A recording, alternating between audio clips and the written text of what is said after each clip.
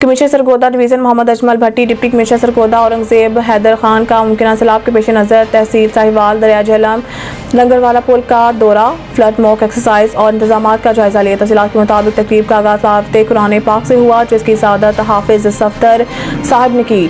State secretary के फराइज नवीद खान ने सरअंजाम दिए। तहसील साहिवाल दरिया झेलम पर मुमकिन सैलाब के पेश नज़र हिफाजती इक़दाम किए जा चुके हैं। इंतजामिया की कोशिश होगी कि मुतासरीन का कम से कम नुकसान हो। तमाम मुतल्लिका अदारे अलर्ट हैं। सैलाब के खतरे के पेश नज़र फ्लड रिलीफ कैंप कायम किए जाएँ।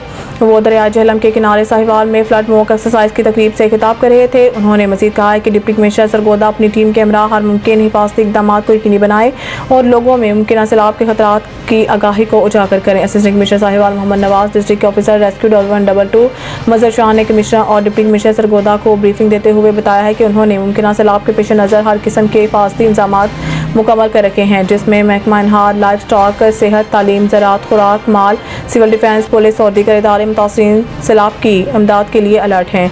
कमिश्नर सरगोदा और डिप्टी कमिश्नर सरगोदा ने मजीद बातचीत करते हुए कहा है कि तमाम इदारे अपना काम ईमानदारी से करें और अलर्ट रहें। कमिश्नर सरगोदा डिवीज़न मोहम्मद अजमल भट्टी, डिप्टी कमिश्नर सरगोदा औरंगजेब हैदर खान ने मुतल्लिका महकमों के लगाए गए स्टॉल का भी जायजा लिया।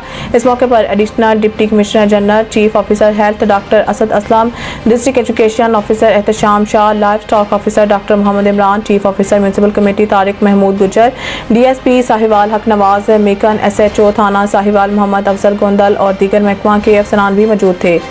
रिपोर्ट अब्दुर्रहमान मुगल, 12 न्यूज़, तहसील साहिवाल सरगोदा।